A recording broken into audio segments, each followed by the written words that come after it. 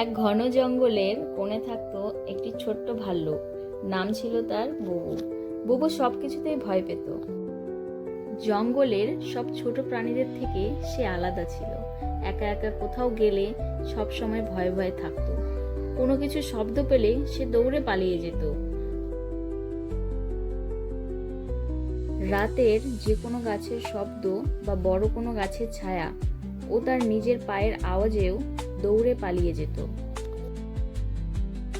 একদিন বুবুর মা বুবুকে বলল, জঙ্গলে তো অনেক ছোট প্রাণী আছে, তাদেরকে কি কখনো তোর মতো ভয় পেতে দেখেছিস?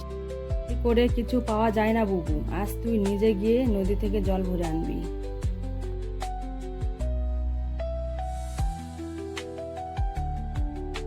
বুবু মায়ের কথা মতো নদীর দিকে যেতে লাগলো।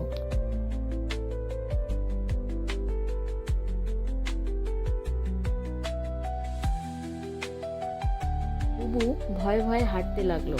চারিদিকে বড় বড় গাছ, মাঝে মাঝে অদ্ভুত শব্দ শুনে থমকে দাঁড়ালো। তারপর বুবু মনে মনে বলল, আমি পারবো, আমাকে পারতেই হবে। তারপর বুবু নদীর দিকে দৌড়ে গেল। নদীর কাছে পৌঁছতেই বুবু মনে মনে ভাবল, আমি কিসে করে জল নিয়ে যাব।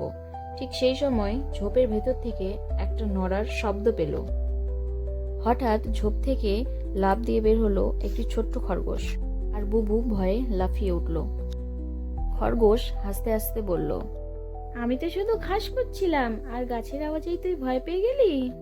আর বুবু লজ্জায় বলল, আরে না না, আমি তো ভেবেছিলাম বড় কোনো দানব হবে। খরগোশ বলল, ভয় অনেকটাই নিজের মাথার ভ্রম। একবার মুখোমুখি দাঁড়ালেই ভয় পালিয়ে যায়।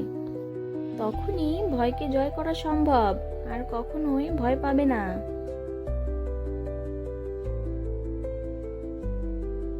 তখন বুবু ফিরে এসে মাকে বলল,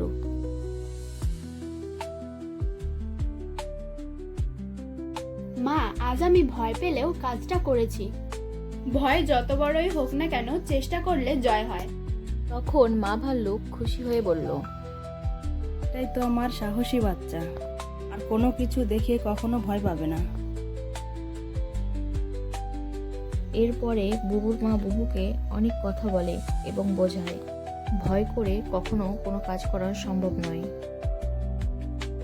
সেদিন থেকে বুবু আর আগের মতো ভীতু রইল না।